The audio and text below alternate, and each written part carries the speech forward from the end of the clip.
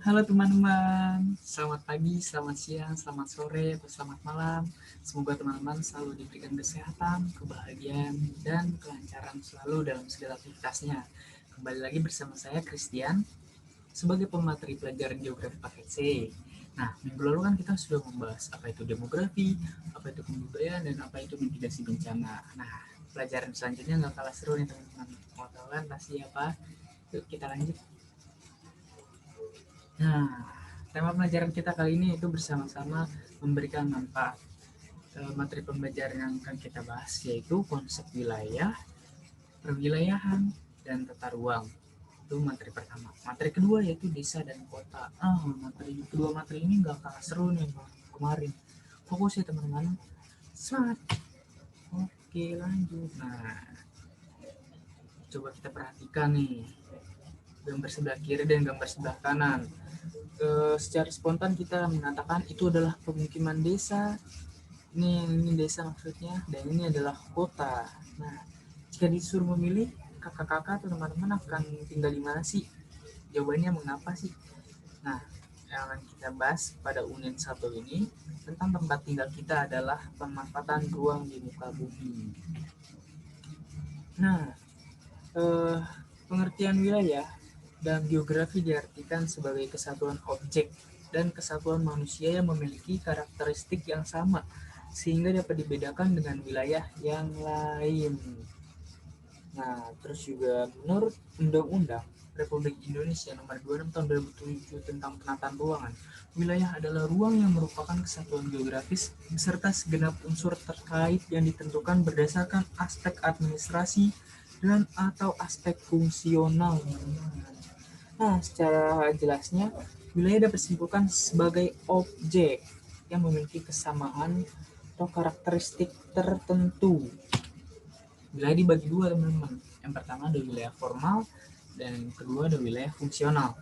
Nah, wilayah formal bisa didefinisikan sebagai asosiasi areal yang ditandai dengan alam, fisik, biotik, dan sosial. Wilayah formal juga sering disebut dengan wilayah homogen, di mana wilayah tersebut didasarkan pada kesamaan karakteristik atau kenampakan tertentu yang berada dengan wilayah lain. Contohnya pantai utara Jawa, terus juga pantai utara selatan memiliki karakteristik yang sama. Terus juga wilayah fungsional atau heterogen erat kaitannya dengan objek kejadian di permukaan bumi. Nah, untuk lebih jelasnya, wilayah fungsional dicirikan oleh adanya aliran orang atau barang yang memusak dan lebih menekankan pada aspek penggunaan atau perkembangan suatu wilayah. Gitu teman-teman. Jadi kalau teman-teman pernah ke pasar tuh kan, ada orang yang berdatangan di sana, ada barang-barang terkumpul di pasar. Nah, pasarnya adalah contoh dari wilayah fungsional. Karena pasar merupakan tempat yang penting di mana orang dan barang memusat di pasar. Nah, yang akan kita bahas yaitu perwilayahan nih. Bedanya wilayah dan perwilayahan apa sih teman-teman? Kalau wilayah itu objek, sedangkan perwilayahan adalah menunjukkan proses terbentuknya objek tersebut. Sekali lagi, kalau wilayah itu objek, perwilayahan itu menunjukkan proses terbentuknya objek tersebut. Jadi perwilayahan, kalau kalian pernah mendengar kawasan industri Pulau Gadung, kawasan elit jalur hijau, kawasan permukiman elit, kawasan daerah-daerah tertentu, nah yang memiliki kesamaan dalam satu wilayah, maka kawasan tersebut dinamakan perwilayahan. Jadi perwilayahan itu proses penentuan suatu wilayah berdasarkan kriteria, kualitas, dan kuantitas melalui penggabungan atau penggolongan beberapa wilayah. Perwilayahan juga dibagi menjadi dua, teman-teman. Yang pertama, kayak tadi wilayah, yaitu formal, dan yang kedua wilayah fungsional. Nah, masuk ke materi selanjutnya nih. Pernah nggak sih teman-teman menata ruang tamu atau kamar sendiri di rumah? Nah, bagaimana sih merancangnya? Tentunya dalam mengatur sebuah ruangan perlu mengetahui prinsip tata ruang. Nah, tata ruang adalah wujud struktur ruang dan pola ruang yang disusun secara nasional, regional, dan lokal.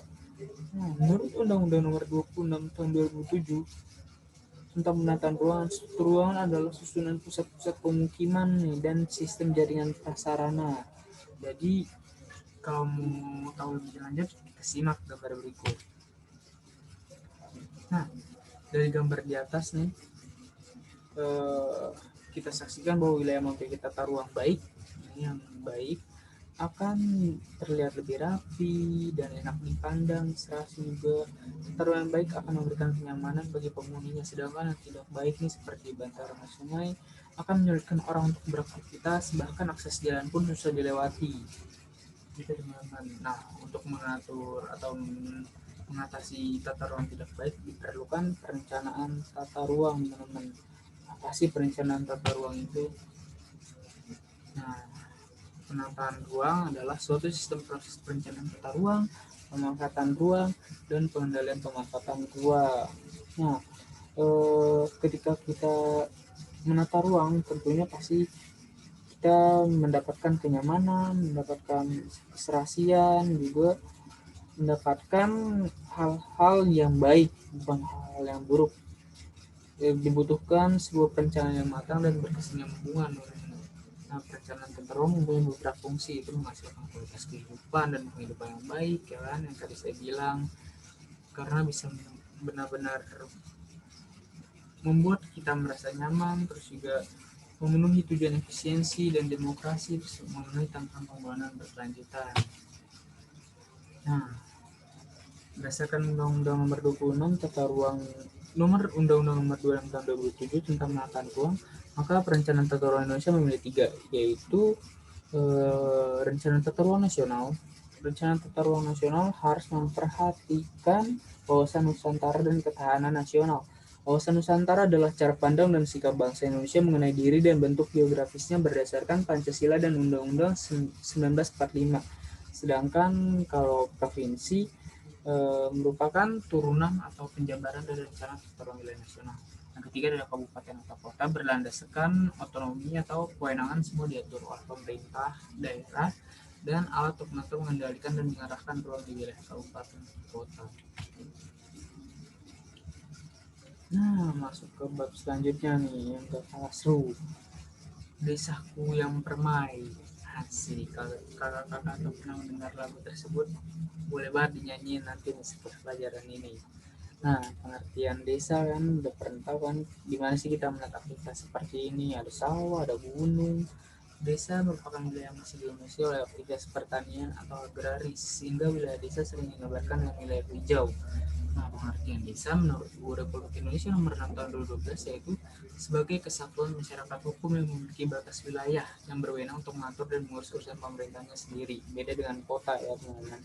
Nah, kalau desa ini lebih individual, lebih gotong royongnya kental, persahabatannya kental, interaksi kental, sedangkan kota lebih individualis.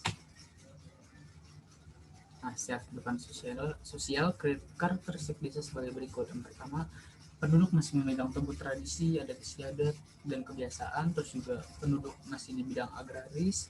Terus manusia dan lahannya masih banyak karena di sana manusia masih sedikit, sedangkan lahannya masih luas sekali, berbeda dengan kota yang sudah dipenuhi dengan gedung-gedung pencakar langit. Ya kan? Terus juga sarana dan prasarana komunikasi di sana masih seadanya atau sederhana. Nah, desa dibagi 4. Yang pertama ada desa tradisional, kedua desa swadaya, ketiga swakarya, dan swasembada. Tradisional yaitu tipe desa masyarakatnya masih terasing dan kebutuhan hidupnya dari alam. Sedangkan swadaya desa masyarakat terikat pada tradisi nih. Mata pencarian umumnya itu petani. Kalau desa swakarya mulai diintervensi atau ada pengaruh dari luar seperti cara berpakaian, terus mata pencarian yang mulai bervariasi, gotong royong mulai efektif, dan lembaga pemerintah mulai berkembang baik. Desa swasembada yaitu menunjukkan kondisi desa maju, hampir menuju tahap ke kota. Pada tahap ini sudah mampu memanfaatkan potensi yang ada dan mata pencarian mulai beragam. Nah, terus juga ada pengertian kota. Pengertian kota, kasih kota itu yang bisa dilihat ciri-ciri kota, ada gedung cakar langit ya kan. Tapi dilihat dari sejarahnya juga, kota pada hakikatnya lahir dan berkembang dari suatu wilayah perdesaan akibat adanya pertumbuhan penduduk yang diikuti dengan meningkatnya berbagai kebutuhan. Terus juga pesatnya ilmu pengetahuan dan bonus demografi atau kepadatan penduduk lainnya. Menurut Bintarto, kota diartikan sebagai sistem jaringan kehidupan manusia yang ditandai dengan kepadatan penduduk. Nah, makanya kalau kalian tinggal di Jakarta pasti padat banget kan, rumah-rumah sekarang berhimpitan, terus juga masyarakatnya heterogen, individualis, berbeda dengan desa tadi, interaksinya kuat banget. Nah, ini ada tahap perkembangan kota, bisa dilihat nanti, bisa di screenshot nih. Oke, interaksi desa dan kota.